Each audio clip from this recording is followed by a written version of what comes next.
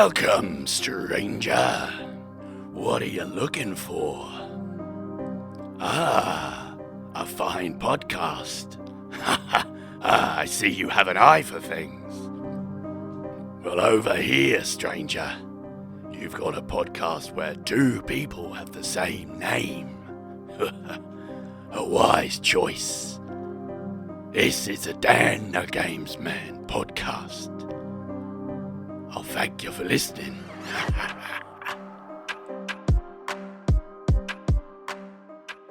My name is Dan. And my name is also Dan. And welcome back to the Dan the Games Man podcast, your fortnightly gaming podcast. And this week we're going to be talking about the Switch 2 and gaming TV shows and ranking them. And I think it's going to be pretty brutal. But first things first, Dan, what have you been playing this week? So, other than our Games Club entry, which we will get onto. Mullet Mad Jack. Oh, yes.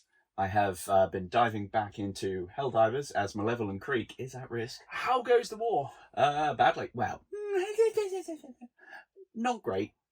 We've done well. We've managed to hold some major orders that really we had no right succeeding in. Is it one of those kind of things where the player base has decided to go absolutely against what should be happening? Oh, 100%. In theory, and just kind of forcing their own agenda? Oh, yeah. They'll think, oh, they're never going to do this. We'll do something of like destroy so many million bots and everyone's like, hold my liberty. Do you think it's been set up to fail? Are we just looking at Malevolent Creek 2 Electric Boogaloo? I think, yes, because when I was last on, it was a case of they were heading that way and we had to hold it. And what's the new ones? You got the Fire Brigade? Yeah, right. Well, yes, we'll go with that. Something like that. Something Incineration Gang. Hot Boys. The Hot Boys. The Flaming Boys. Flaming Boys. They were bearing down on Malevolent Creek from a few sectors over. And it was pretty harsh. But yeah. At the minute, going well. So I haven't actually jumped back in this time, which is surprising, because I've been mainly trying to focus this past 2 weeks on completing Avowed, and I have done it. I have something to the Living Lands. We're going to go very spoiler free here, so I don't want to give too much away. It's basically, I think it's a perfect 40 or so hour RPG. Yeah, from obviously I've been faffing around, so the pacing's been kind of not as they would have expected, maybe. But the way it chugs along does work quite well from what I found. I think it has a difficult second act, which is a bit slow, like I said last time on the podcast, but it does reach a very good crescendo near the end. It does have a little bit of a weird dip before the end of the game, which did catch me off guard. I was like, oh, is that the end? No, it's not. Is this the end? No, it's not. And then it was the end. And I was like, okay, cool. But yeah, it wraps it up very nicely. It is a perfectly contained package, which you can close off every character story arc in one playthrough of the game. There is a couple of alternate endings. I think what you do in the game definitely does affect the ending. I like this. There is one thing that I do want to address because it's one of the cheapest tropes I've seen in gaming ever. It does really annoy me, and it's not really spoiler. It's very, very light spoilers. Basically, right at the end of the game, it goes, for now. Oh, and come you're like, on oh, it's like, it's like, and blah, blah, blah, blah, blah, blah, for now. And it's like, oh, come on. It's like, bold of you to assume you sell well enough for there to be a later. Yeah, so it's obviously setting up either for a DLC or another game, each of which I'm not against any way, shape or form. There's totally. way more areas that game could go into. There's loads more that can be added to the game. Hopefully more enemies. The only thing I would say, there's only so many spiders and lizard dudes and walking trees you can kill. Yeah, that's why I decided I'm never going to live in Australia. Yeah, it's essentially like, it could have been. There's a couple of very large things at the end of the game it doesn't explain, which we're going to do a spoiler cast in the future where we'll talk about the game in depth with spoilers. Nice. But yeah, I thoroughly enjoyed it. And straight after finishing that, I was going to go into playing Avowed. I was going to go into playing Avowed again. Second playthrough. No, I'm done. I'm quite happy where I've got to on that. I will probably leave that. I was going to jump straight into Atomfall, which have you jumped into that this past 2 weeks? I have. I'm about, I think, 3 or 4 hours in now. How are you finding it with first impressions? It's fun. It's very bleak. It's very easy to fall into this sort of Hitman-esque oh, one thing's gone wrong, and now I'm just going extremities to hit kill the fan. everything. Yes. Because it's quite stealth heavy, isn't it? I think it wants to be. It's meant to be played quite stealth heavily, isn't it? Which is not. Yes. In case you don't know, Dan, it's not heavy on stealth. No, me like go in, make big noise.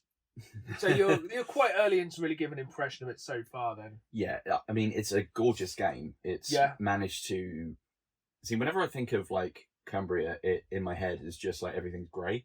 Yeah, I think everything's green, isn't it? Yeah, it's very vibrant.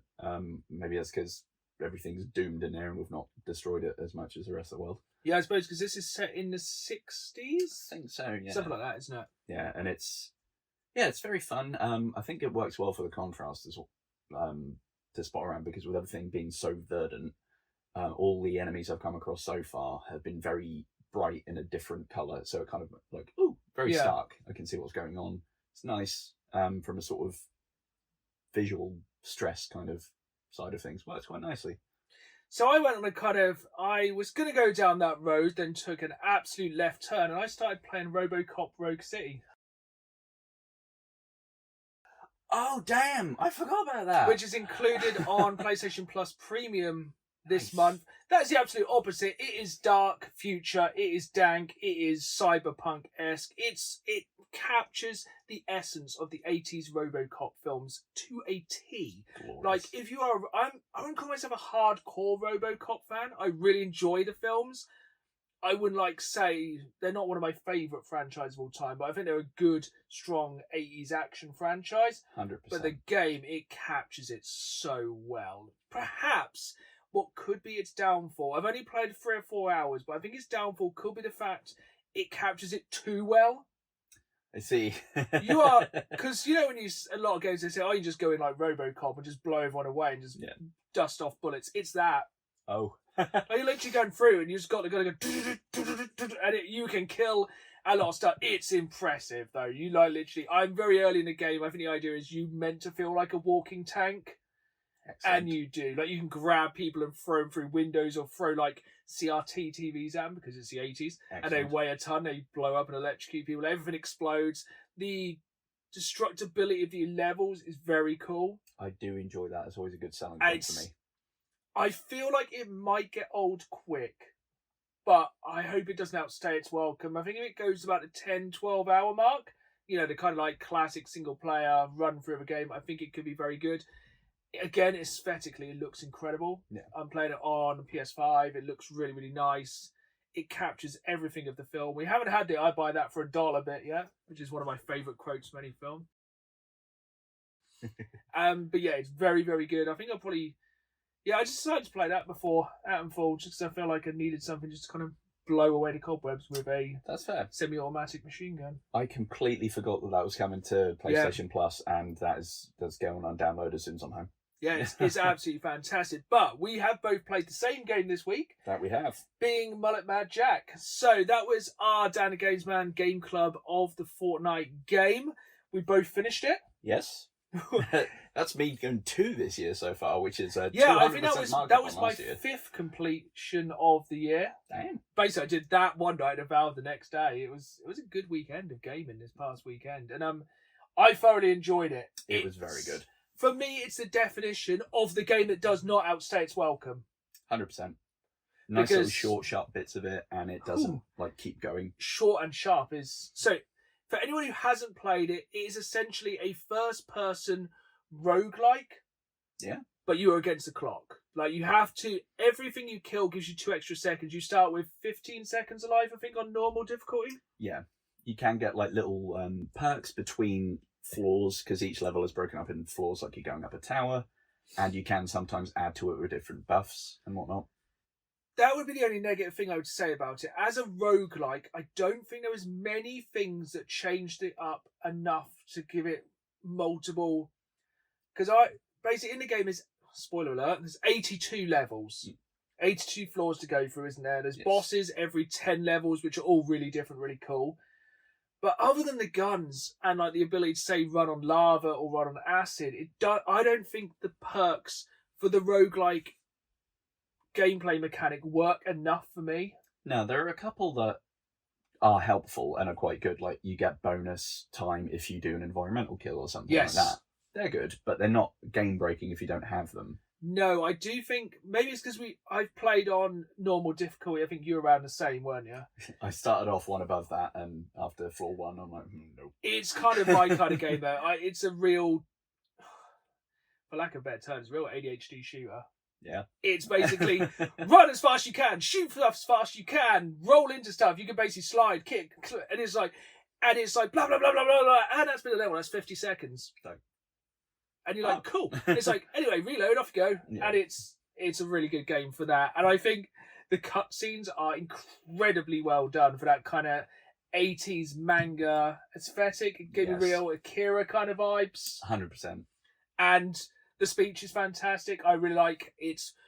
If you look into it on a deeper level, it's look at like AI and its craziness and billionaires controlling the world. Yeah. And essentially, it does leave you with a strong message to kill all billionaires. Yes, which I think in this day and age will never very relevant. I did like the kind of it's the final boss, or is it? It's the final boss, or is it? It's the final boss, and then it was. Yeah. Like the last kind of I like the jumping off exploding building at the end as well. That was wild, and just like, what's that? Oh, a pool. Yeah, that'll do it. That's fine. Yeah, I kind of thought like, is it how the game's going to end? He's going to jump off the building and die, and then it'll kind of go round in that rotation. But then also like, I like he got the girl. Didn't get the shoes though. No. It's the entire game. The idea is you can kill enough people to kind of become a social media star. Yep. So you can then earn some shoes. It's as I said, it's not the most in-depth storyline, but yeah, then you have to go up the endless mode to get the shoes, which is the kind of carry on for the story mode of the road to see how far you can go. I knew that was going to fall off. I did quite like the ending bit as well, where it seems like you probably couldn't fail when it was just like, here's all your weapons, get in the car, shoot things. I was like, here's a minigun. It's like, well, that's that. Yeah, I'll be fine. Yeah, that was it was a really, really good game. I think it was like over 20 quid though, if you didn't get it on Games Pass. I wouldn't.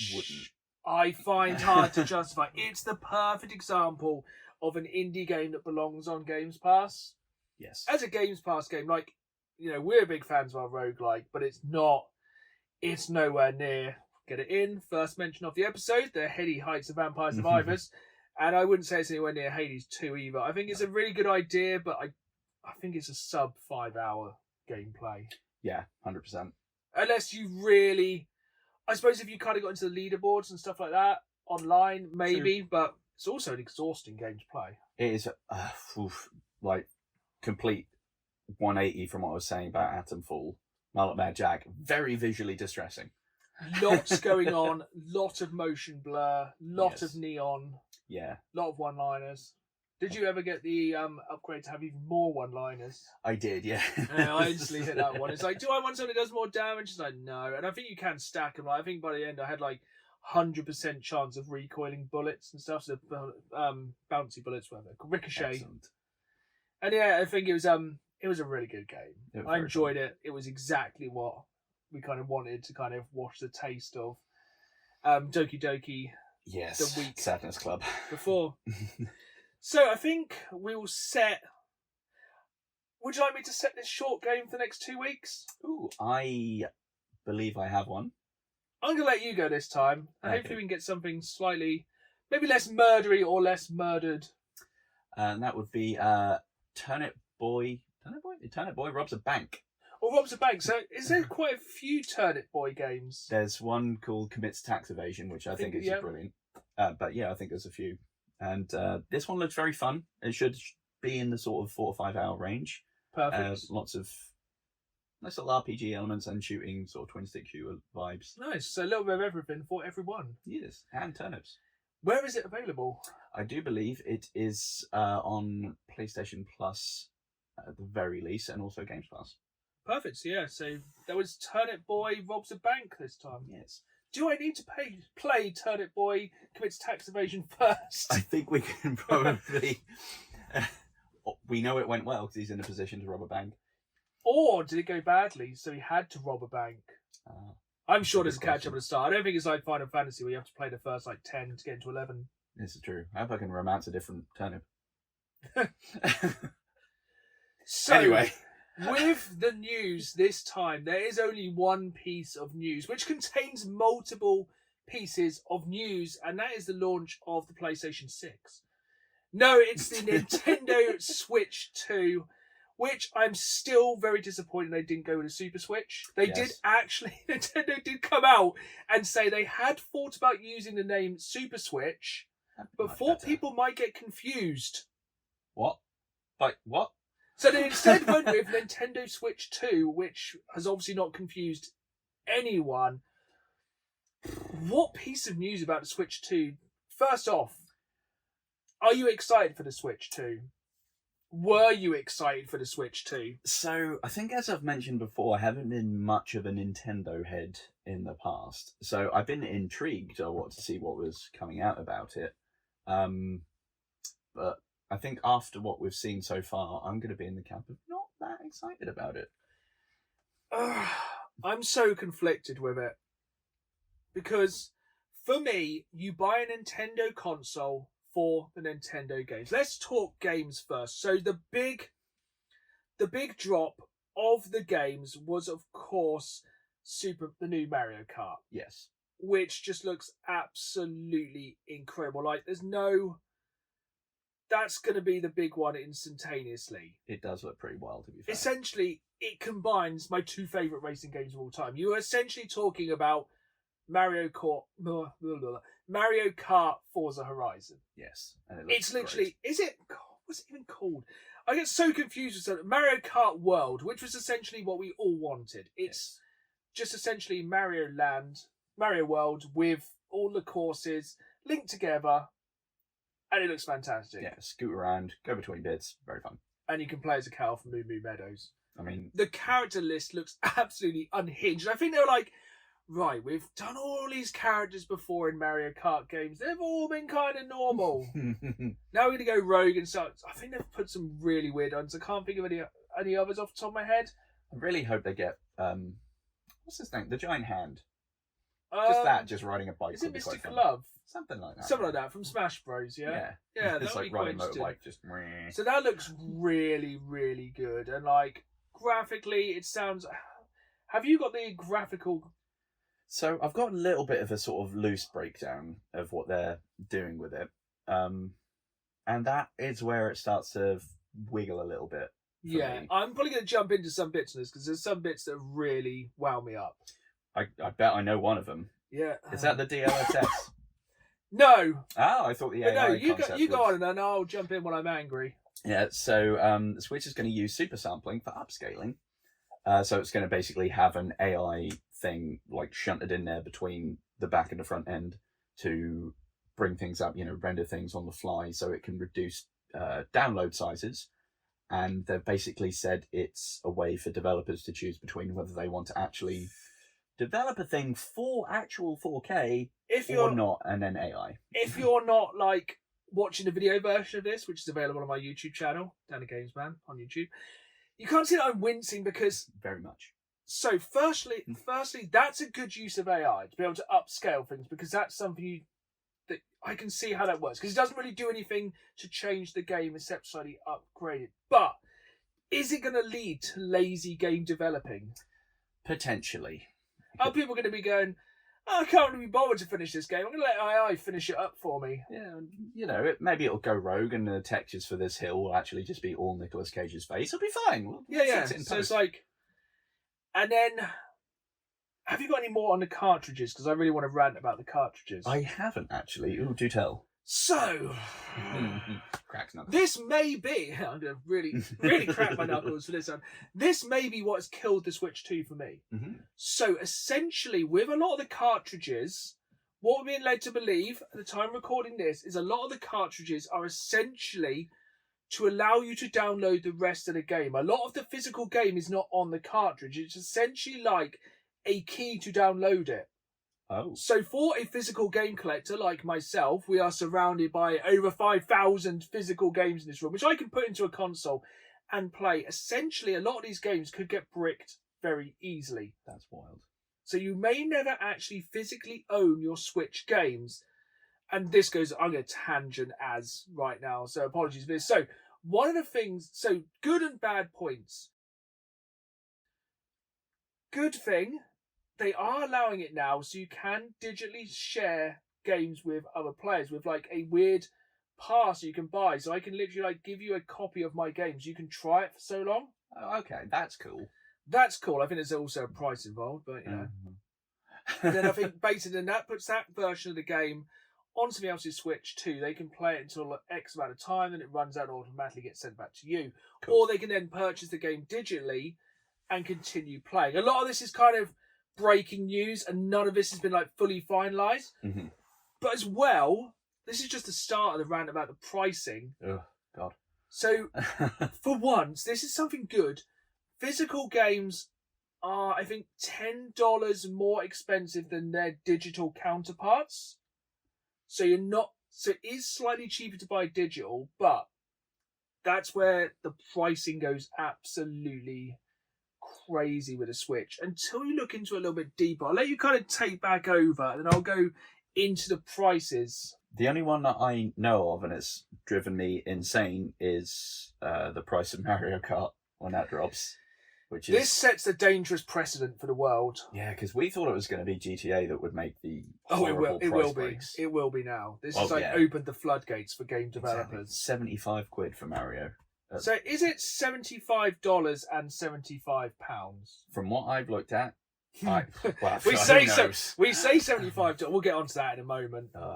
So I couldn't really get a concrete thing on there, but I know it definitely £75. So I think the £75 pre-order is up on, say, Amazon now for games, which is crazy, and I think it sets a dangerous precedent for other consoles. The gate is open now, and because it's Nintendo, because it's Mario Kart, even with this ludicrosity, it's going to sell. Yeah. And others are going to see that, and they'll go, all right then. Most consoles come with it packed in.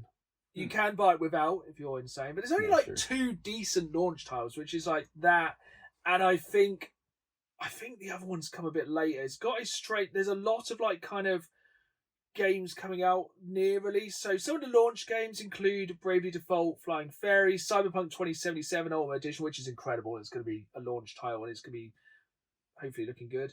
But then there's a lot of games that are kind of being taken from the Switch and given their kind of Switch 2 version. That was air quotes for those listening to the audio version. So like Breath of the Wild, Tears of the Kingdom, going to have Switch 2 editions, which I think you can upgrade, or I think you can just put your original Switch card in. But other than that, there's not a great deal coming out. You have to kind of wait for July for the new Donkey Kong. Nice. Which is something to look forward to. Then it kind of just goes into a lot of later in the year, like we're going to get Metroid 4, Kirby Air Riders, which I never saw coming. A fairly obscure. That's a GameCube. It's a GameCube game they kind of let to die. I love that. Then going on to it, they are going to have the virtual GameCube console on the Switch too. So this is jumping all over the place, but there's so much to talk about with the Switch 2. So the virtual GameCube is incredibly cool, but then I worry they're going to do the GameCube controller, which they are doing, they've announced, for the Switch 2, and how that's going to get scalped. Oh, 100%. Along with the camera. So 2 cameras. Oh, I only know of one. I know the Piranha Plant, which admittedly does look cool. That's the only camera that really exists. You can get the official Nintendo camera, which looks like kind of one of those lights. It looks terrible. Okay. Don't like. And obviously we're going to have chat now on Switch 2, which is quite interesting. My problem with that is, I mean, there's some of the things I've said have been like, oh yeah, we're basically creating this for the next societal collapse, because they saw of how like over COVID game sales went up and everyone was having to interact online more, and that's why they've gone like, oh yeah, party chat and voice chat might be a thing. It's like, on the one hand, yes, this is good. On the other hand, it's like, this is 2025. Where have you been? But firstly, Piranha Plant webcam from not Nintendo's separate company, but officially licensed. Looks sick. I wish they could change out my PlayStation 5 camera for Piranha Plant webcam, and also being able to play Mario Kart and Mario Party and get real-time reactions from people could be risky, because I know my language goes out the window and I'm playing Mario Kart, or especially Mario Party, but it would be cool to see people literally crying when they lose. That's now just made me think, how do you reckon the very family-friendly sort of environment that is Nintendo is going to deal with just the absolute trash expect talking? It will probably still have friend codes, and I expect it probably won't have fully public online lobbies. Because otherwise the ban hammer will be coming down pretty heavy. Or it will have the most incredible AI picking up on swearing or anything they deem as not family friendly, and just probably auto banning accounts left, right, and centre. But that is something that's kind of still developing at the moment. Yeah. But I think the biggest thing with the Switch 2 launch is the price. Yes, from what I've seen, the current UK price point is sitting at $395. And that's just for the that's base. just the consoles. Is it $450? Something around that, yes. However, and you might be about to go into this as well, so if you are, I apologise. The tariffs that have screwed it over in the US may have ripple effects that spike the price globally. Yes, so as of today, which is, what is the day today? Monday the 7th of April, the launch date of the Switch 2 in America has been delayed indefinitely because of the tariffs. So you cannot pre-order a Switch as of time of record, Switch 2, as of recording in America. Because they do not have a price point. Yeah, last I was hearing of it, it was like, okay, we're still aiming for June 5th, but we're suspending pre-orders, and they're shifting production to Vietnam because they could see these things coming. Also, crazy amount of time. We got a console coming out in 2 months. Go! Yeah, it's like we've said before, Nintendo just do their own thing. Nintendo just do what they want. Works They are for not... them. Yeah, I think that's the thing. Nintendo... Again, a Nintendo. Yes. So the price does seem crazy, but going back historically, the price isn't that bad. So I think theoretically, the launch price with game in America is going to be $450. That was what they kind of said at the start. But with inflation, I've compared this with other Nintendo consoles over the year. Nice. So in 1985, when the Nintendo Entertainment System launched, it was $179 US. But of course, that was a scary amount of years ago. With inflation, that would be $523 in today's money. So Switch 2, with inflation, is cheaper than NES. Huh. The SNES, which released in 1991, at the time cost $200, and in today's money would cost $460. Damn. So it's about the same as the launch price of the SNES. Yeah. Going to the N64, $200 again on launch day, works out about $400. So N64 launch was a really good price, but don't forget they were then having to directly compete with the PlayStation, yes, and to some extent the Sega Saturn. But what? The GameCube really is the GOAT though. The GameCube once again hit the shelves for $200. This is in 2001, which would have been $359 in today's money. Damn. So Nintendo really kind of held that $200 price for a while. And the Wii hit shelves at $250. So it did go up a little bit, but you were told 5 years later, which works out as $394. So yeah, still actually cheaper.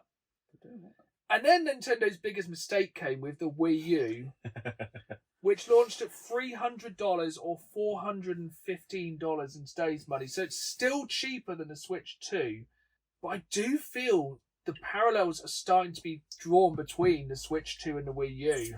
Yeah, there have been just obviously correlation not equaling causation, but people going like, brilliant generation, the Wii. Terrible Wii U. Switch, brilliant. So just to kind of close off the scores for the pricing, the Switch launched at $300, which is $387. As of today, you don't really know what that will be by the end of the week. It could be about $3. Yeah, we won't get too topical with this. But yeah, so essentially, it's about in line. Yeah, putting it like that, it really seems like it's kind of... But today's market, the NES was against nothing.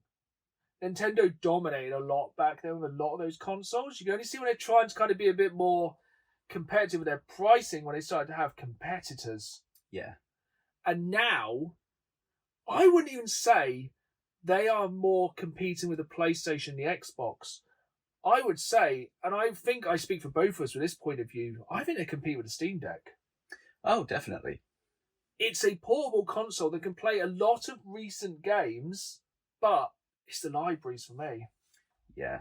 Like, if I was going to have to pick between Steam Deck or similar alternative and the Switch 2, it would be a Steam Deck. And you're sitting there, if you had the cash in your hand, you go into a shop and go, which one should I buy?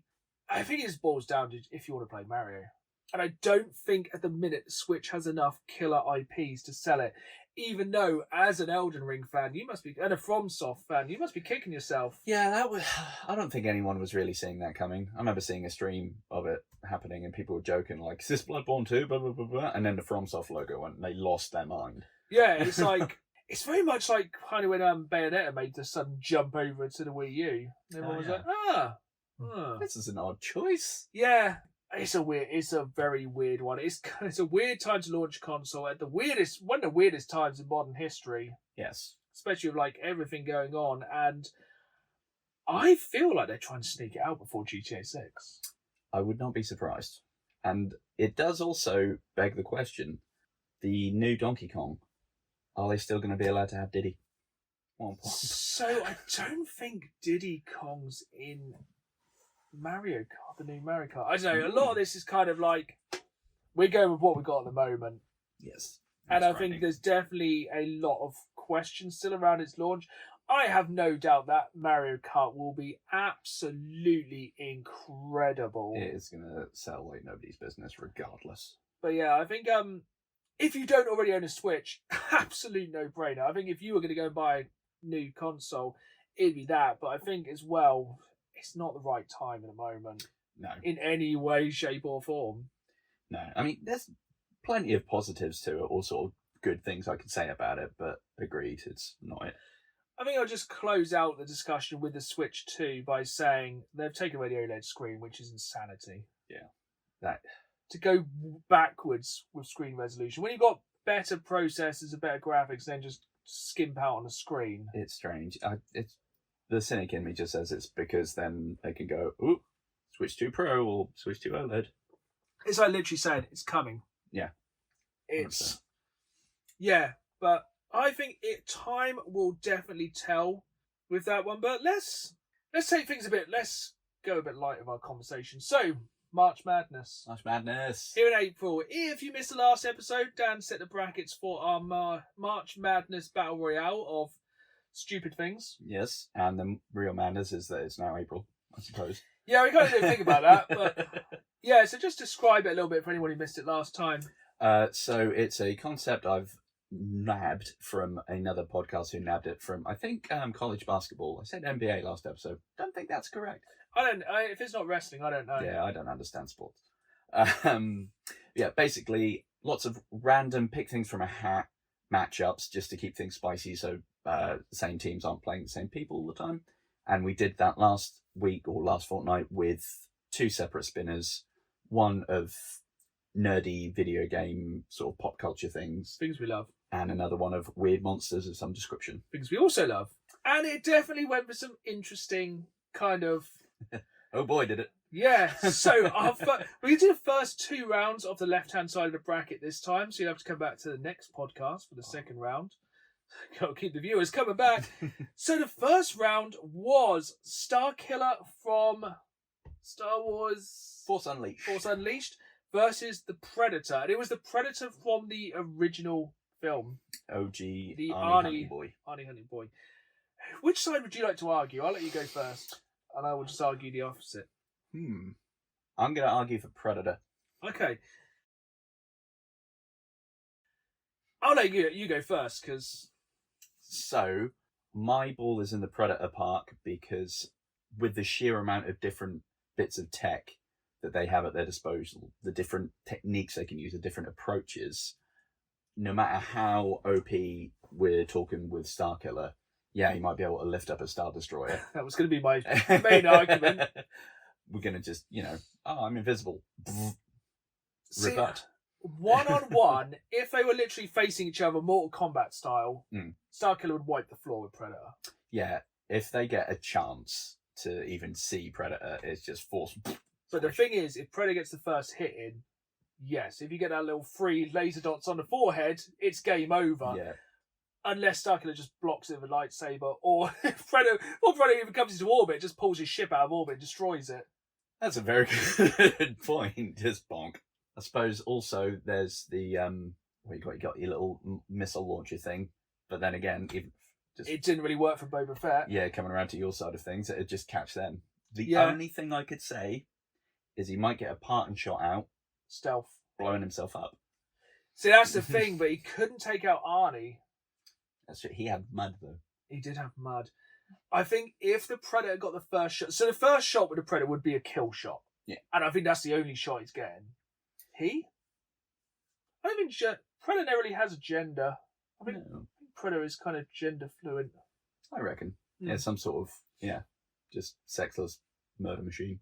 Yeah, it's got no time for like loving. Yeah. Just killing. There's no dating app for them. No. Although we can't read the little thing he's got. Might have. No, it might be just like Tinder swipe. Ooh, xenomorph. Yeah, so I think, well, let's go. So basically, we put it to the community over on YouTube, and at first, it was an absolute blinder. It went 100% on Starkiller. Okay. But then it ran for a couple of days, and it actually went 60-40 Starkiller. Okay. So it wasn't too far out. Well, taking that into consideration, what do we think? Imagine a situation, a scenario. Let's say we're on Kashyyyk for some reason. Yeah. Because nice Most sort of things home happen turf. there. That's true. Get your Wookiees. It would work sorted. nicely for both people. Starkiller, very powerful. If they get a chance, gone.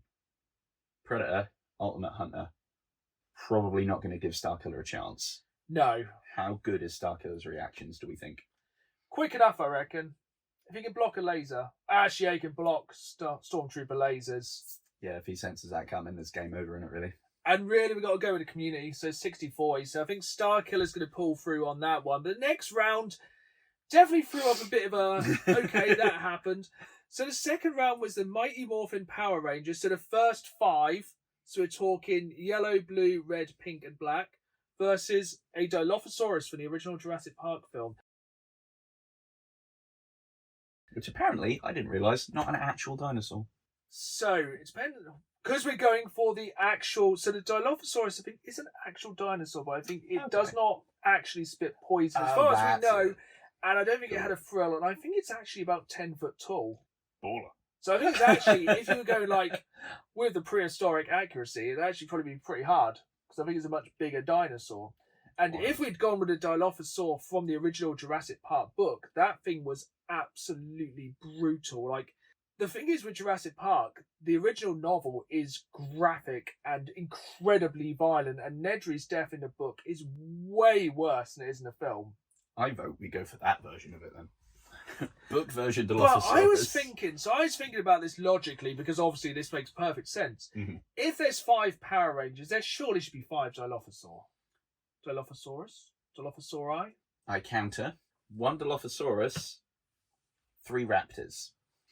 So I think you're changing the rules now, but you have to stay with there's 5 Power Rangers, 5 Dilophosaurus. Yeah. I think that's a fair matchup. It's 1-on-1. 5 for 5.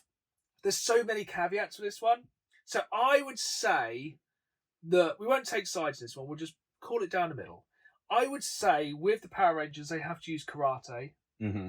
Will they have their special weapons? I don't think they should have their special weapons, because I think it should be unarmored combat. Cool. Which obviously we could have then taken back to Predator and Starkiller, but, we make the rules here. Yeah.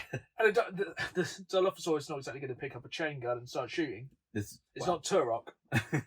So yeah, hand-to-hand combat, well, hand to fist, to foot. As skilled as they are, all they need to do is get a good chomp on them. And they're Because not the having a good thing day. is, yes, they have armoured helmets, which then does, because we're going with the lore-accurate Jurassic Park Dilophosaurus, that means they can't really spit acid at them.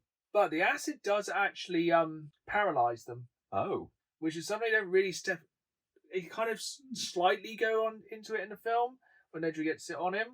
But would they're not really armoured other than helmets, the Power Rangers, are they? No, and to be fair, even as a kid, I wondered why spandex would spark whenever it was hit. But Because it is just a jumpsuit, and we're not going to. It is a jumpsuit. We're not going to go, oh no, it's a like ultra thin polymer carbonate. It's like, no, it's a jumpsuit. So, see, I think I disagree with the community here, but we're going to go with the community, and it's an absolute trouncing. It's 90% went for the Mighty Morphin Power Rangers. Damn.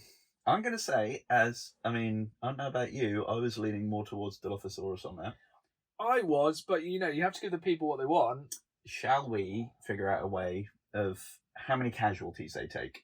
All Dilophosaurs wiped out. How many Rangers do we think they took? They'd definitely lose the Blue Ranger because he was always the worst. True, yeah. And I think one of the arguments is like, oh, what if they called in their Zords? Then that's trivial. Now, I have a real caveat with this. Because the Power Rangers never just called in their Zords for like a normal dude. Yeah, just stomp something. They always just called them in when the thing became giant. Yeah, they could have like completely cut that out of being a problem. Just stomp it before it grows. Because they only ever did it when like the random creature was just made bigger by Rita every single episode. Yeah, and they never see it coming somehow. No, and then they just turn into Zord then and then combine the powers and then overcome. Yeah. I reckon like 5 giant Dilophosaur and 1 Megazord because they wouldn't like form a Dilophosaur or Megazord. Which I would pay to see. Yeah, it'd be pretty cool. I'd love that. But yeah, I think it'd be more like kind of a big kaiju. But then I think when they got the Zord, they're probably going to have the sword. Yeah. The whole thing where it just flash, flash, flash. And yeah, we definitely didn't take into account the white or green ranger because we're going early days. Yeah. And somehow Tommy was always OP as hell, so it would have just... Well, yeah, he spent like 5 or 6 episodes just beating up the other 5. It wouldn't be fair. Yeah. But yeah, I think...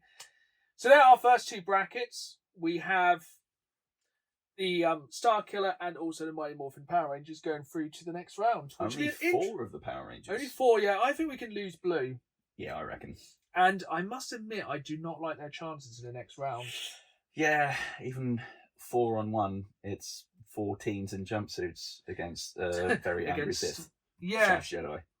But obviously before we do that, we've got the other side of the bracket. Yes.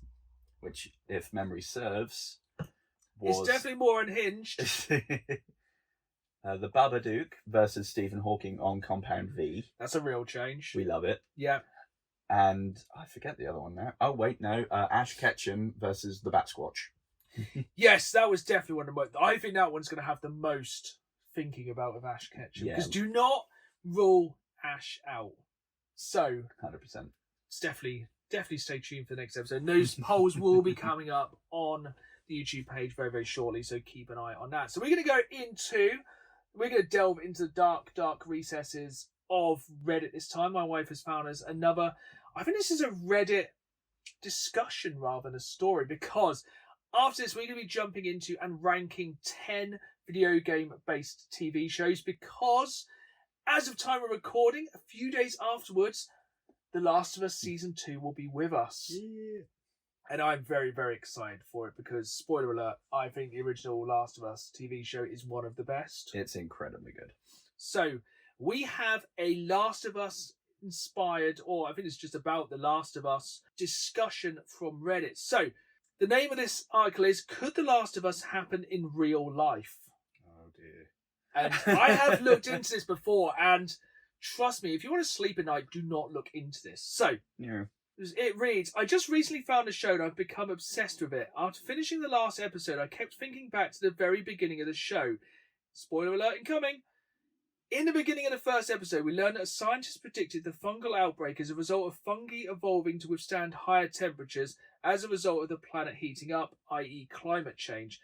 The fungi in the show, Cordyceps, is in fact real and was inspired by the Ophicordyceps utilaris fungi, which infects insects. It's nicknamed the zombie ant virus. I kind of wish I'd led with that. Hypothetically, could climate change cause the real fungi or similar fungi to mutate and evolve to infect humans like in The Last of Us? And if so, how soon do you think this could happen at the rate our planet is heating up?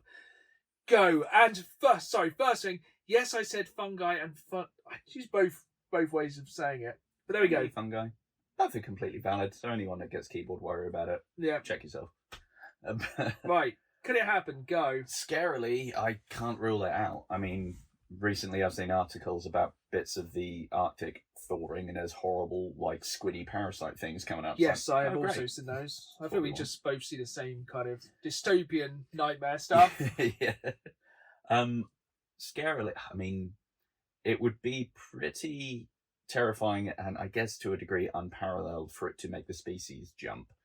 But the fact that it can I mean, I've seen it not just take ants out, but I've seen it take tarantulas and all Yeah, other I think things. it's basically seems to be stuck to insects and arachnids if you want to get like specific. But it only takes someone tinkering around at a lab for reasons that don't make any sense. It gives you such Resident Evil vibes, doesn't it? 100%. It's like, oh, we experimented with this fungus. It went bad. And like, this probably won't make a great deal of sense, but those bags of like superfood stuff and like coffee alternatives. Yeah, because you can't just buy cordyceps in the store. Yeah, I feel like I don't know. If someone like leaves it a bit too long, goes funny, ingests it. I don't know. I know that's not how it works, but it only takes one random dice roll in the universe for things to go a bit sideways. And I think we've seen in recent years how quickly a virus can spread around the entire planet and change things pretty quickly. Yep. Oh, that'll be the societal collapse the Switch 2 is here for. Yeah. Brought it full circle. Yeah, I suppose we've got to kind of get it in quickly before the launch of GTA 6. Yes. And the downfall of civilization. But no, I think it's one of those scary things where it could probably happen, and it would take, I think, with countries not telling other people what's going on. Yeah. Because I think, once again, not to get too political with it, I think when COVID first started, China was trying to kind of keep it quiet for a while. Yeah, and very much downplaying things. And even, like, just the media over here was downplaying how much it'll never come here. Like, oh, Yeah. cool, we're fine then. And I think that's one of the most scary things about the start of The Last of Us is how quickly it spreads and how that it was just panic. Yes, and I think even though it was a completely different situation, and other than the toilet roll thing, people weren't going feral and attacking each other, it felt unpleasantly real after going through lockdown. Yeah. I think they released this TV show at a very poignant time. Yes. It was either very good or very bad time. Because I think it was something no one ever really thought about. Because you never really think, oh yeah, this virus is going to come and it's going to change everything. That's not going to happen. I think, people were talking about it for years previous. Yeah. And then we did have that weird thing like a couple of years ago of those people who were smoking some form of crystal meth and it was zombifying them, wasn't it? Was it crocodile or one of those Something things? like that. That's terrifying, isn't it? And the people are wandering around with like bits of their brains exposed. Yes. Yeah, some weird stuff out there, but hopefully a lot of it just kind of gets stamped out before... I think it's like incredible. I reckon any day you could get that, as you say, cosmic roll of the dice, and that could be the next thing. Yeah, I mean, heck, we don't know half the different synthetic drugs that people are doing. What if one of them, for some reason, the active ingredient is a load of mushrooms? Yeah, I mean, something magic you mushrooms, kind of probably. mess with something a little tiny bit, and it can. I think, oh, this is stable. You don't know how it's going to react down the line. Also, you always kind of everyone goes, "Oh yeah, zombie apocalypse, that'd be cool." That's not a great one, is it? Not ideal. No, Not because they can run. none of any zombie that can run is a terrifying Yeah, idea. they should be necrotic and squishy, and I should be able to just go. We want Dawn of the Dead zombies to kind of just lumber towards you, or kind of Dead Rising zombies. You can just kind of comically murder. Yeah, just get two strimmers together in a paddle. This podcast really goes up and down, and it's happy, depressing, happy, depressing, happy, depressing, doesn't it? So we are going to go straight into ranking some TV shows. These are in no particular order. Mm-hmm. So ranking the shows, we are going to be brutal. I think we've seen most of these. If not, I've seen all of these, so apologies if some of you haven't. We would like to hear you listeners or viewers' thoughts on these as well, because we are going to have some very hot takes on these. So we're going to jump straight in. So we can rank from S, A, B, D, F. Obviously S being good, F being get out. We will start off with The Last of Us. Off the cuff, how would you rank it? I mean, it'd be a pretty big no-brainer on that one, S tier. I mean, just the pacing of it, the aesthetics of it, yes, it's depressing, but I think it needed to be. It takes the subject matter. For me, it would have been an A. Mm-hmm. Until that episode, because it's one of the genuinely moving. I think they could use that. Is it a Turing test? Yeah. To test if somebody is human. If you watch that episode with the two gentlemen who are stuck behind at the zombie apocalypse, and you kind of watch the start of it, and you think, oh, they're going to kill each other, and then they fall in love. I'm not going to go too much because it will bring tears to my eyes. It's one of the most beautiful episodes of anything ever. And the thing is with that show. Yes, it had its parts which took away from the original lore, and like yes, some of the actors and actresses in it don't look the part of the show, but I think it transcends the show and tells the story well enough. Yeah. And changes enough to make it a story, a TV show based on it better than if they'd just done cutscene for cutscene for cutscene the game. Yeah, that wouldn't have really... Well, it wouldn't have brought anything new to the table. No, and I think they took the subject matter, adapted it enough to make it work as a TV show, but didn't change it enough to detract from what it was. Yeah, it was kind of managing to appeal on all fronts to people that were heavily invested in the game, Yes. and maybe those that hadn't had any interaction with it. And I think the most interesting thing which will cement its legacy will be how it handles Series 2. Boy, howdy. And also the second game. And slight spoilers, but I'll try and be quite vague. They have spoke about how the second game is going to be split over 2 series. Okay. Judging on what we've seen in the trailer, or more to the effect of what we haven't seen in the trailer, I think the big event, which is so divisive with people, of The Last of Us Part 2, will be the end of Season 2. Yeah, end it on a big emotional punch. I think they'll end it on that big emotional punch and really build the conflict for the third series. That sounds very much like something a studio would do, to be fair. Yeah, and I think they could work it really well. And I think it could fill in some gaps in the story that were kind of missing once again, so they could kind of expand on the Last of Us 2 game and make the series a bit more in-depth. I want them to sort out the loose end of where'd the giraffe go? With the giraffe, poor animals. Yeah, they didn't have a great time.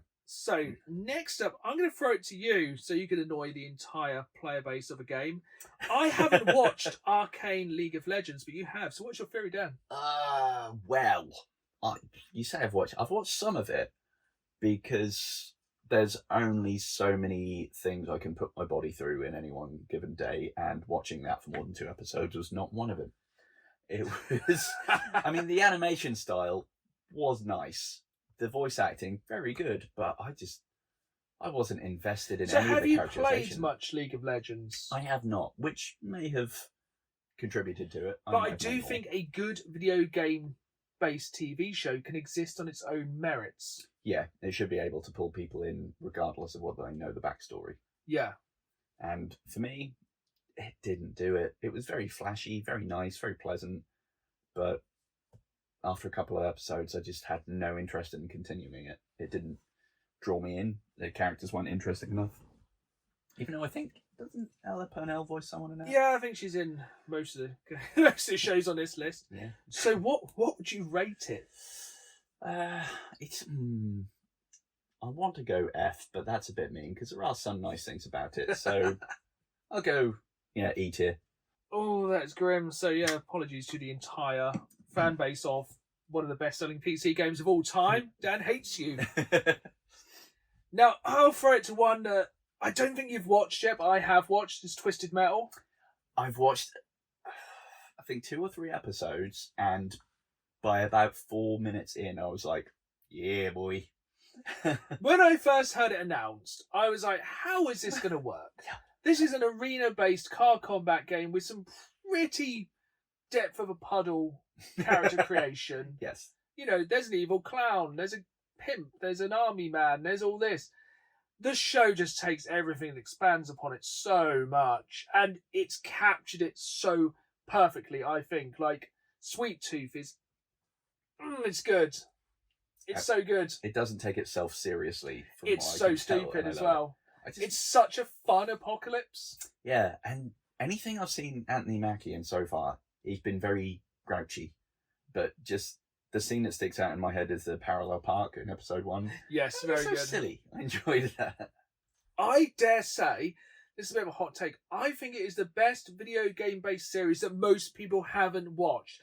I'm not saying it's the greatest video game series of all time, but I think it's the one that the least number of people have watched and deserves a bigger audience. I am glad Season 2 has been confirmed, because Season 1 sets up for it very, very nicely. And I think Season 2 will be tied in a lot more to the game. Cool. It's definitely worth sticking with. I think because it's on Paramount Plus, probably less people have seen it. Yeah. And I think, like you said, the idea of how would this arena car combat thing work as a show maybe turned people off, because I didn't really have any interest in watching it before going like, oh yeah, we'll watch it to like have a look at some different game-based TV shows, and it had me hooked very quickly. Yeah, I would say it's solid B+. What about yourself? Or are you too early to kind of... Too early, but I definitely wouldn't disagree with it should be around that area. Yeah, I don't think it's going to change the world, but I fully enjoyed it. I think you can enjoy it both as a fan of the game. I think as a fan of the game, you might feel a little bit like, this hasn't really captured it, but it's just a fun series. Yeah, and it's got Stephanie Beatriz in it, or however it's said. She's great. Yeah, and Samoa Joe plays a perfect body double for Sweet Tooth, and it's great they've kind of done him with the body but not the voice. It's just, it works so well. It's definitely worth checking out. And also, 100%. it has one of the funniest love scenes in any TV show I've ever seen. So look forward to that bit. Excellent. It's incredible. Like, yeah, no spoilers, but that's absolutely fantastic. So, should we go for a good one or a bad one? Let's go for a split. Oh. Castlevania. Split down the middle. Wow. The original Castlevania cartoon is absolutely incredible. I think it just gets better the further you jump into it. I think it was the first great animated video game show of recent years. Yeah, it was very enjoyable. I absolutely loved it. I think it had a perfect character arc. It pulled so much good stuff from Castlevania again. And then, it added a lot more depth to something which didn't really have, it's a side-scrolling, climb this castle, kill Dracula, the end. Where's my wall chicken? Yeah, that's F. No floor chicken. Absolutely incredible game, incredible TV show. Had me hooked from start to finish, and I was so hyped for Castlevania Solace, or whatever it's called, the new series set in like Resistance France. I absolutely hate it. Yeah, I cannot get through it at all. I do not like it. I don't know what it is about it. I can't get into the characters. I can't get into the setting. I can't get into any of it. So like, it's an absolute miss for me. I haven't even finished it. I cannot bring myself to finish watching it. Same. I did get all the way through it. Even down to the voice acting at times, it's just so flat on some of it. It just doesn't. I don't know. I don't feel anything. No. In general, I just don't feel anything like for any of the characters, the story. I just don't care. No. But that first one, like leading up to the end of the last few episodes, that original run of Castlevania was so good. And that one, for me, it just drags down the entire franchise. I think it'll kill it. I think I'd rank it a C because of that second series, because it's 50% trash.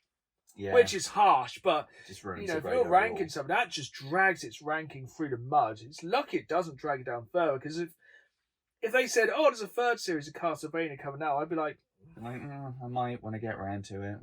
That one has tarnished the sort of name of it. It's kind of tarnished the whole future of Castlevania. Yeah, which is probably a worse. I'm going to put it down to D because of that, because I think it's probably ruined Castlevania having a new game anytime soon. But let's go for one which I am excited for the next series of, and that's Fallout.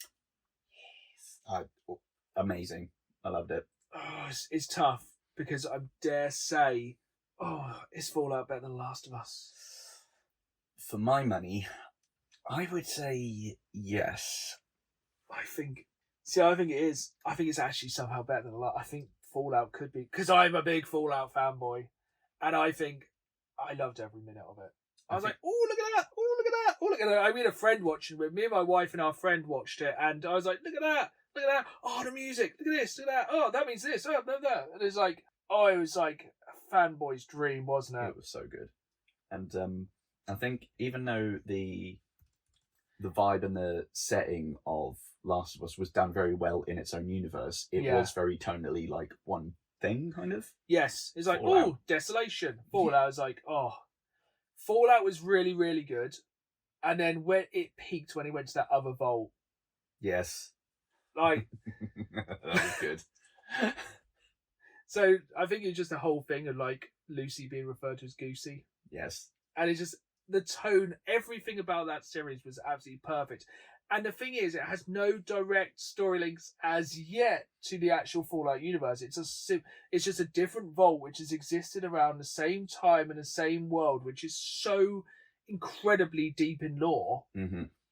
And it's just, well, getting to that last episode and seeing the setup for season 2, you're like, put it in my veins now. I've seen a couple set photos, and yes, the set photos are leaking. You know, that's the thing. Like when it's just announced, like Amazon are making a Fallout show, we're like, oh good god, this is gonna be awful.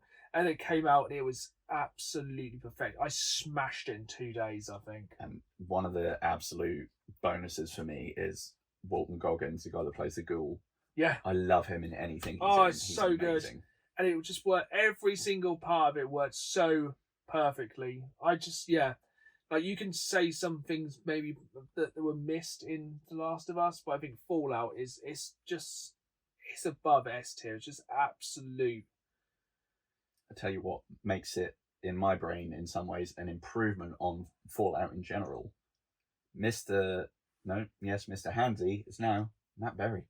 Yeah, again, it's just we can probably break down every episode and go, this was awesome, this was awesome, this was awesome, this was awesome. This is just consistent. We will be talking a lot about these new series as they come out, which is why we're kind of ranking TV shows today, because there's so much to look forward to. Definitely. But let's look back on a bit of a miss for most people. Have you watched the Netflix Resident Evil show? I've watched some, and it's a very mixed bag. That bag mostly full of dog eggs. Yeah. Yeah. I mean, for one, like we mentioned a minute ago, zombies should be slow shambling things. Yeah. Not these zeros that aren't actually undead and can sprint at you doing like a weird undead Naruto run. Which wasn't about that. Did not like. Yeah. Don't really know why that person was randomly in London.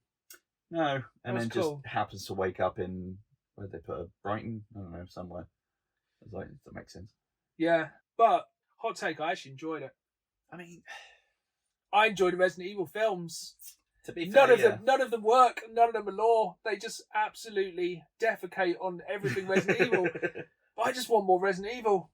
One thing that is definitely good, and I know people probably got arsey at the time with the casting, but I've already forgotten his name, which is terrible.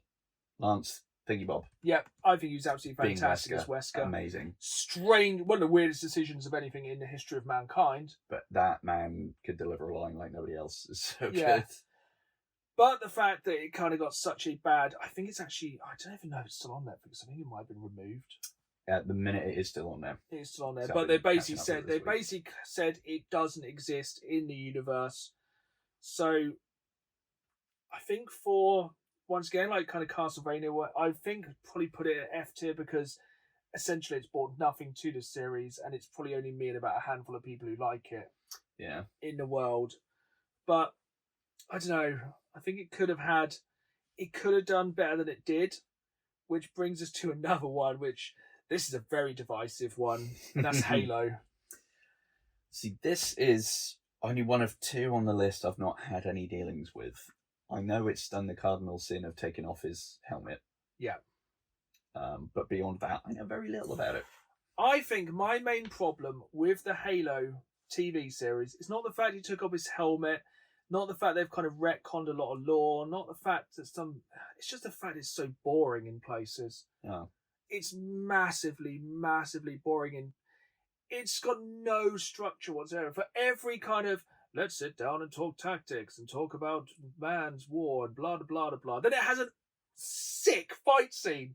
Like, you have, like, Master Chief, like, jumping on a Banshee and knocking it, ripping a pile out, and then war going, like, chasing it. And it's like war, and it's all absolutely incredible. And it's like, and now we must talk about, we're Spartans. Should we really be massive killing machines? Like, yes, you should. You're called Spartans. You're literally there to protect mankind. Don't start thinking about your whole kind of, what is my place in this universe? Your place is to kill the Covenant. Your purpose is to dispense butter. Get on with it. And again, it's another one which has killed itself. Yeah. So I only got halfway through the second series, which has so much promise. It's like, this is building up to Reach. This is going to be awesome. I cannot wait. This is going to be absolutely fantastic. We're going to see a live action version of The Fall of Reach. Which would No, be we're worse. not, because they've cancelled the show. Womp womp. Which is interesting, because they've actually bought it. It was on Paramount. I think so, yeah. So now it's on Netflix. I wonder if Netflix are going to resurrect that corpse. Mayhaps. But They might be a little less dull with it as well. but for some of it, it annoys me because it could have been great, but it's not at the moment. But I'm gonna rank it D tier for dead, because at the moment it is dead. But I think they could resurrect it, and I think with the right direction and everything else, I think it could be great.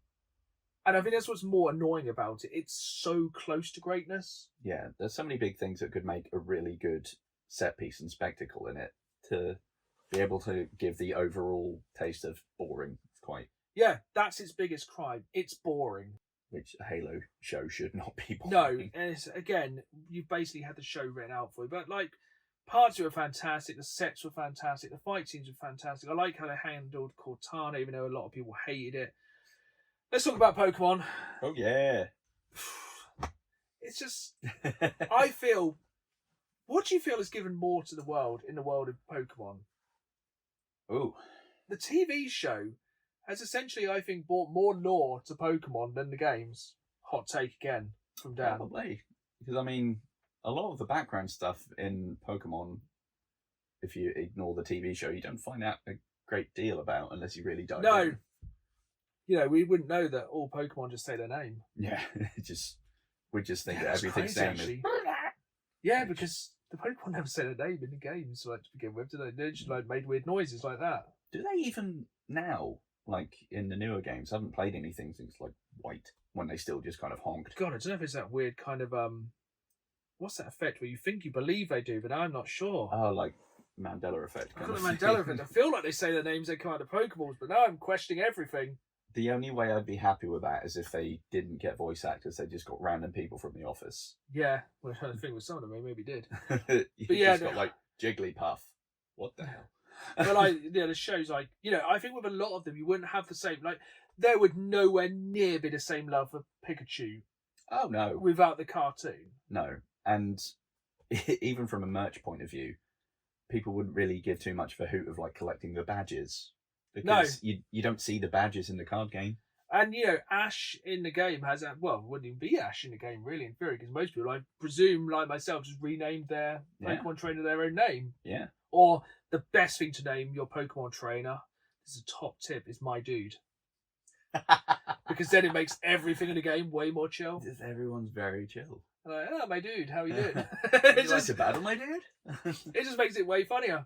That's very good. And yeah, I generally think it could be one of the greatest TV shows based on a video game of all time, because it's added more. I genuinely believe the TV show has added more to the universe of that franchise than the game has.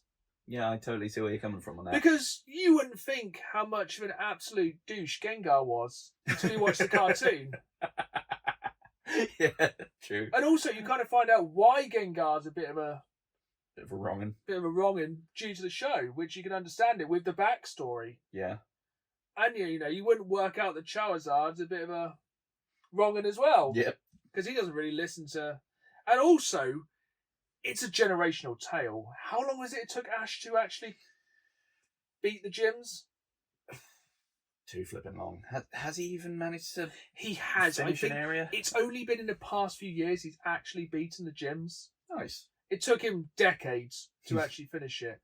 And I'm not just talking about like the original Pokemon cartoon. I actually periodically have watched some of the newer ones that have dropped on Netflix, because it's mainly owned by Netflix now. And I actually think it's really funny. Is it still going? Yeah, it's never ending. I think it's also on BBC iPlayer. There's at least 10 or 11 different series of like different. A lot of them have Ash in, and the new one, I can't remember who it was now. I think his name was. There's a new character in one of the new series. They are weird, the new ones. Like, basically, it's got like Score Bunny, but he's like an emo teenager. Nice. He's like, just doesn't want to battle. He's like, no, just walks off, like flicking his ears, like really. Mom. It's so funny, but there's also like another trainer in it who is basically literally just trying to catch someone. He's like, Pokemon, like that in the cartoon, and it's actually really funny. And I think it also catches the laziness of Snorlax. I think there's a bit of like something's on fire, and Snorlax is like, It took him 10 years to stand up. But yeah, I think, God, it could well be. I saw a clip the other day that must be from a newer one, and it was, I think, Jesse yeeting a Pokeball at Beware. And it's without the Pokemon TV series, you would have no idea how funny Team Rocket are. Oh, they're brilliant. I love them. And the fact that Meowth can talk. Yeah, and that's never really addressed that much. No. And we wouldn't have Team Rocket blasting off again. Yeah. Could it be the greatest video game based TV series of all time? If you go by commercial success and longevity. Oh, yeah, boy. It literally, Pokemon, the Pokemon company is like a global superpower. Mm. It's been the gateway thing for most people, I'd imagine, before like the card game and the cartridge. And it'd be cartoon first. None of this merge. would come from just the game. No. I think a lot of the Pokemon merch and stuff like that has come through the TV series. And it's got to be S tier. 100%. I also just realised, is it Dialga? This one? I forget now. Yeah, Dialga, I think. Looks like he's missing like a mounted machine gun, which yeah, I will definitely try and get 3D printed for. Perfect. Is it, I think commercially, bigger than Fallout? Yeah. For its impact around the world. Mm-hmm. But as standing on its own, I would still say it's S tier, but I wouldn't say it's the greatest of all time. But it's very strong. Yeah, that's fair. But we got two more. Literally just autocorrect stacks there. The A tier. It's a bit harsh though. We got two more. I'm going to start with one which I enjoyed, but I think has also kind of probably done a disservice to the original game, and that's The Witcher. I'm talking the live action Witcher. There has started to drop some animated stuff, which I did quite like because it had all the voices from the game and the animated stuff. But again, it made the cardinal sin of being boring. Which, again, how do you manage that? Well, the first Witcher animated film, which I forget the name of, it doesn't really matter, but it has the correct voice actor for Geralt and also for the Bard. Oh, yeah. So it has oh god, it makes my head hurt. So it's all animated. It has the voice of Geralt from the game, but the voice of the Bard from the live action show. Oh, come on, they're not even the same character, are they? They're not really the same universe, but it's not that. I can forgive certain things in shows like that, but it's boring. It's basically like, oh, some fish people are attacking the land people. We've all seen Great Yarmouth. It's Aquaman again. It's like, it's about as likeable as Amber Heard. It's just like, I didn't like it. But I think the live action series, went too far away from the source material. Yes. Don't get me wrong.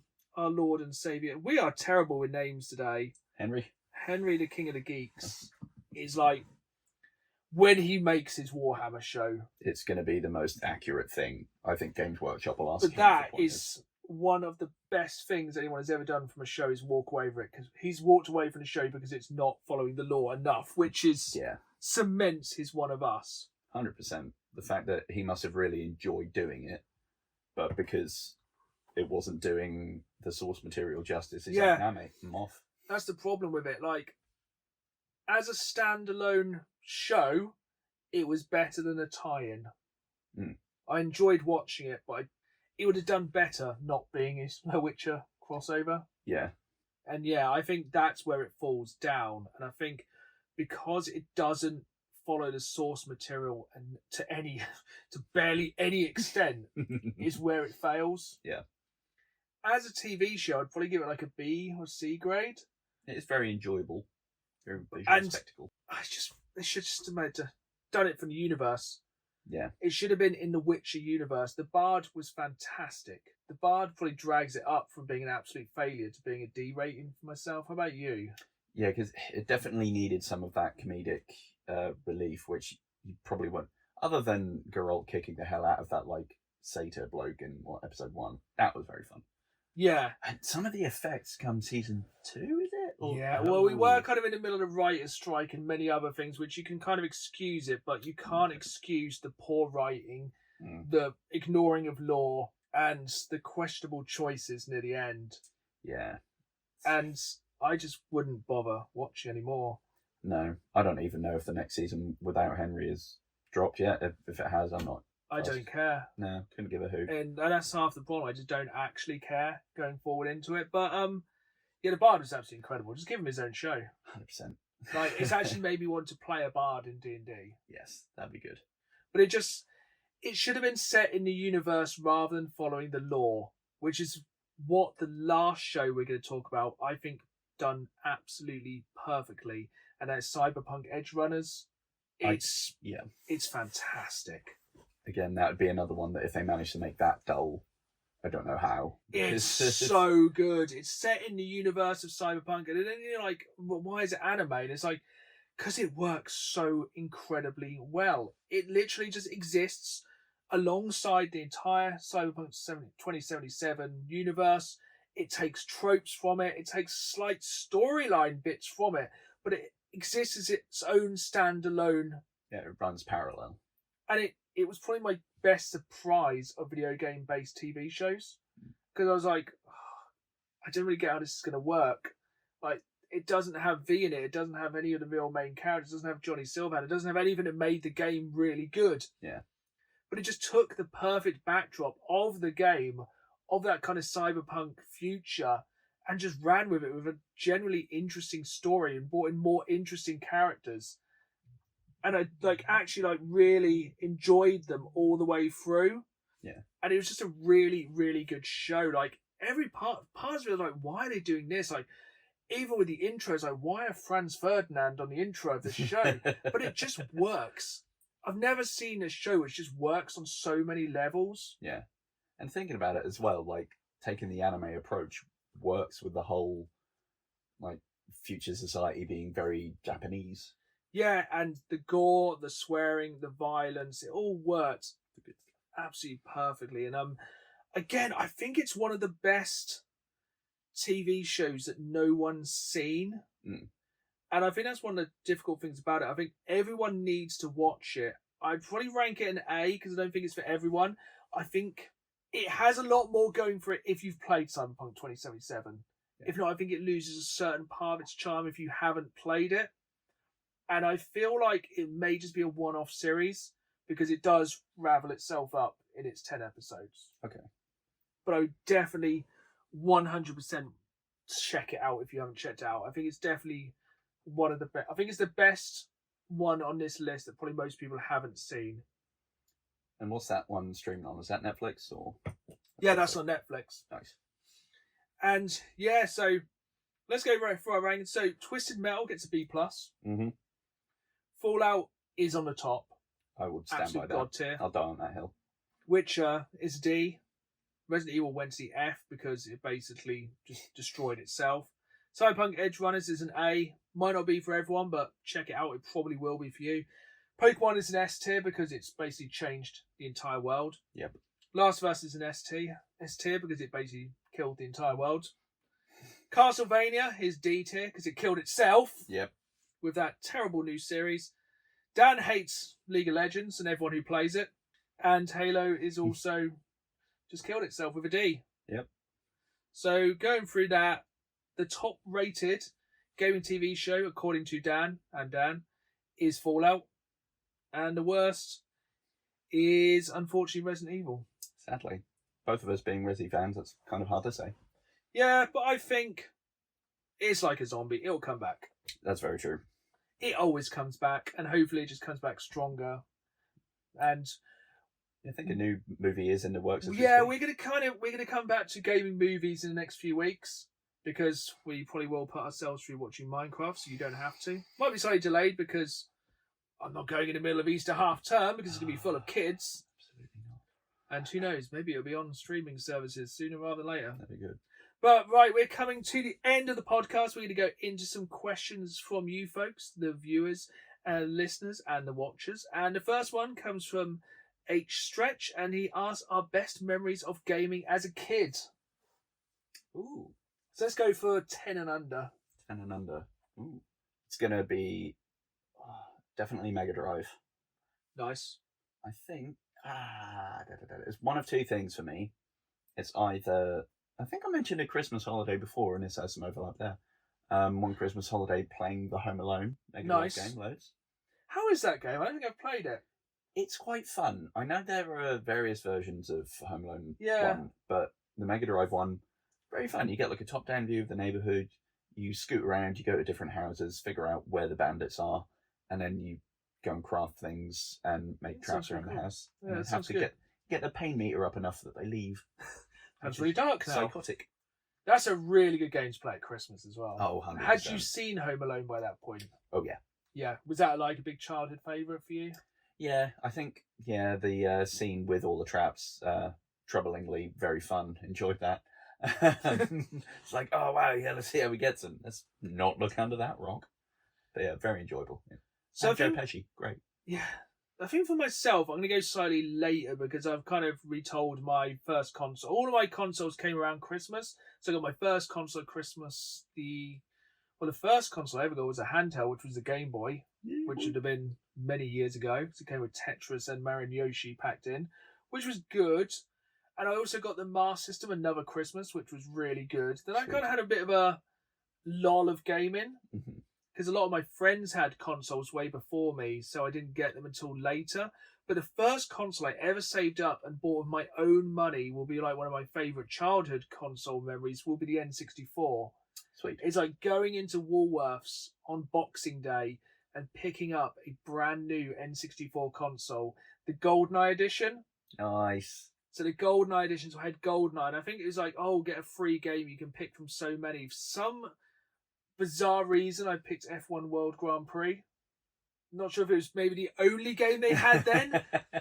Don't get me wrong, it's not a terrible game. It's just like, I think it was just like pick a game, or maybe you just got it free with it. But I remember just going in Boxing Day, saving up like my birthday money, my Christmas money, and being like, this is what I want. And being able to go in there, like Boxing Day sales back in the day were incredible for anyone under the age of like 20. Let's go with that. Let's make ourselves not sound as old. Like going to the shops on Boxing Day was basically a tradition for so many people. It was so good. So I'd be going in over an absolute ball and like, I want that N64. And it's like, then getting home and set it up on like that big CRT TV. I think by this point I had a TV in my room as well. Nice. Just like I could just play as much as I want. And like by this point, so many of my friends have been playing GoldenEye, just getting better at it. And yeah, it was so much more exciting getting consoles back then. Wouldn't you agree? Oh, definitely. I remember still when I got my PS2, that was my first, like, you can say big, in as much that I got the Mega Drive quite late on second hand, and then I went and got the PS2, bought it myself, got it from Argos. I remember it very distinctly, and it was great. I got Spider-Man 1 and GTA Vice City. How old were you when you got GTA Vice City? Oh, like, hang on, I was 18, yeah? Yeah, that's absolutely it. I think like 13 at the most, no, probably not even. I think this next question is one of the funniest that anyone's asked so far. Yeah. And mad props to the person who said, this is from Big Charles 22. Can you PayPal me a $5 so I can get more Pokecoins in Pokemon Go, please? Now, me and Dad haven't actually spoke about Pokemon this episode yet in Pokemon TCG because I haven't spent any money in Pokemon. I've never spent any money in any free-to-play game, and I never will. I do not condone it. I think I may have bought Gold once, and that was when there was a bundle. Did I, or was it just... No, I think I did. I thought you were free of sin because we have also been ragging on somebody we work with who has bought gold. Yeah, but now I see you are. You call a false flag. I am not without sin or hypocrisy. But yeah, I think in conclusion, no, I'm not going to send somebody some PayPal money. But full points for asking. Yeah, don't ask, don't get. Yeah, I think I think people have asked people on YouTube, on podcasts before, and yeah, it's probably gone quite well. But yeah, I have no disposable income. Look around. Speaking of disposable income, that brings us on to our final question, which is very much for me. It's from Mistaken Stranger 8343. Could you please do a tour of your favourite TMNT figures? Cool. And I did comment back saying I will do a full YouTube video of my TMNT collection in the future, but I've had a delivery recently of something that I think everyone watching, so hopefully you're watching this, otherwise if you're an audio listener, probably just tune off now because it's going to get very boring. Dad is also going to probably really enjoy this. I had no idea about what that happened. So I actually got this delivery this week. This is vintage retro toy awesomeness. No. This is the Teenage Mutant Hero Turtles cheapskate like vehicle for the original Playmates line, and dude, have a look at that. That's going to take you back because you had the original TMNT figures back in the day, didn't you? Oh yeah, that's amazing. The artwork on this, if you're not watching on YouTube, head on to YouTube, just skip to the end of this video and check out our genuine reaction of the figure from the 80s. The artwork is absolutely incredible. This was actually a drunken eBay purchase. It wasn't as expensive as you'd expect because this thing is in incredible condition for a fit. It is complete inside, but this will probably never leave its cardboard prison. But yeah, this was about, I think it's about 30 or 40 quid, but damn. Let's hold it again. Just for the reaction of like two grown men picking up a collectible. This is exactly what I love about collecting like 88. Retro 88. 88. Oh. It's in better condition than me. Yeah, for something that's like coming up for 30 years. Oh god, it's well over 30 years, isn't it? For something that's old, that's in absolutely incredible condition. Yeah, it will be getting displayed on the shelf. Obviously it doesn't come with a figure, but this was just one of those figures I never got when I was younger. I only got the kind of action figures. How about for yourself? Did you have any of the vehicles for like TMNT? Did you have the turtle van? Because I'd be jealous as. Sadly, no. I never had any Turtles vehicles. I had plenty of Ghostbuster vehicles, but when it came to Turtles, sadly, no. And yeah, I think still to this day, it's my favourite toy line of all time because the artwork is absolutely I also love the idea that, you know, you're going to be going around New York, you're going to see Raphael on whatever you describe this as, and he still thinks to put a flag saying Turtles on it. Yeah, well, don't forget they were like incredibly stealthy. That's true. As they flew through the skies with their massive blimp. Yeah. Oh, but it's okay. They have a fedora and a trench on. But yes, this is why I love collecting not just modern toys, but also retro toys, because I can imagine like a much younger, much shorter Dan, being either one of us, going into the shops and just looking at this and just going, like Dan is now, like, yeah, it's... I mean, before you picked me up earlier, I was in Sainsbury's and looking at some of the Mutant Mayhem figures like, I can't, can I? You can, because it just brings so much joy. And it's the thing, like, it is a lot of that kind of still feel of nostalgia, but why let it die? Like, I think so many people just let their childhood either disappear or feel like they need to, like, let it go. Just embrace it, folks. Like, how happy can two grown men be with a toy which is over 30 years old? It's just absolute joy. It didn't cost that much, and it's worth it. To be fair, yeah, for proper vintage. It's a really, really nice piece, but yeah, we can. Quiz book, joke book. I don't know if it has a joke book. If it does have the joke book, we'll do some jokes in the next episode. But we should probably wrap it up about there because we are. I'll stop staring lovingly. Otherwise, it'll just be like 5 minutes of us staring lovingly at the box. But yeah, if you enjoyed this episode, make sure you hit that follow button so it downloads every week so you can take us with you wherever you go, especially as people are getting out and about. Yes. We will be there every fortnight to kind of keep you company on your travels. So if you're laying by the pool or heading to school, that was a really good rhyme. I couldn't resist that. Very cowabunga.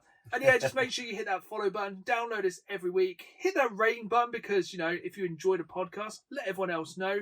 Remember, you can get the video version of this over on my YouTube channel, youtube.com/DanTheGamesMan, with new videos every Saturday night at 5, as well as bonus content for the week, and of course the video version of this podcast. But for today, me and Dad are just going to go and play with our turtles. So it's goodbye from me. And it's goodbye from me. And as always, keep playing the game. See you all soon.